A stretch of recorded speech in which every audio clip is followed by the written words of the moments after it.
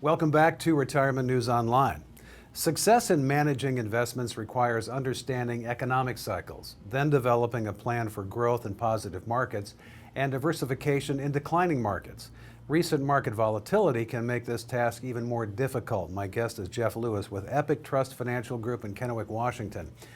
Jeff, welcome. So the current investment environment includes market volatility, low bond yields, and an uncertain global economy. How do you manage all these headwinds? Yeah, that's a great question there, Scott.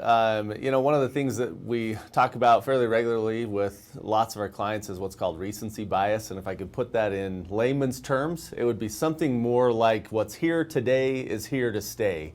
And so a lot of people just feel like what they're experiencing right now, especially with what we've just recently gone through with the coronavirus and what we're still facing on that front, is that this volatility we're experiencing and the uncertainty that's out in the world is going to be the continuation, or we will see a continuation of that same level of volatility or uncontrolled market action into the future. And the reality is that the market is probably going to continue to go up like we've seen the rest of this year or for the first half of this year in 2020.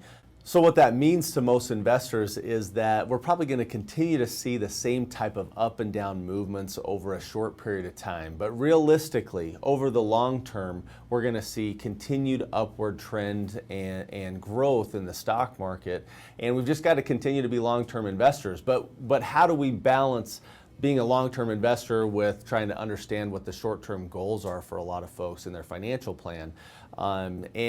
And in retirement, that's a much bigger question than while we're building up to retirement and before we get there. And so if you've got a little ways to go, 5 or 10 years before retirement or more, we just need to stick to the plan and don't look at the stock market every day. Take stock in what we're doing with your family and making good memories with the people that you care about, and let the market do its job for you. But if you're in retirement or getting close to it, that's when we need to be a little bit more proactive in managing that risk before this kind of stuff hits us. Finally, Jeff, what are the elements of a customized plan? Yeah, that really comes down to how they want to set up their future. A customized plan is built really more around you and what your goals are and what you're planning to do for your future. Are you planning to travel the country? Are you planning to take your kids or grandkids to Disneyland once every few years? What are the things that you're really trying to do to create memories and lasting lifetime opportunities for your family and those that you care about that are beyond your money?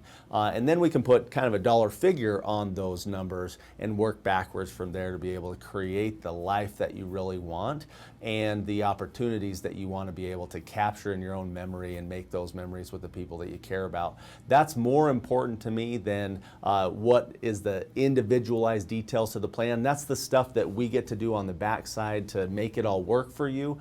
But the most important things you need to bring to the table to any planning discussion or working with any type of financial advisor, including us, would be to really have an idea of what you want your future to look like and where you want to go to enjoy that life, what you want to do to make those memories. And then we can help you from there to be able to make it happen and create that opportunity or those retirement income streams or the investment returns or the portfolio that you need to be able to make that life work for you. That's Jeff Lewis in Kennewick, Washington, and this is Retirement News Online.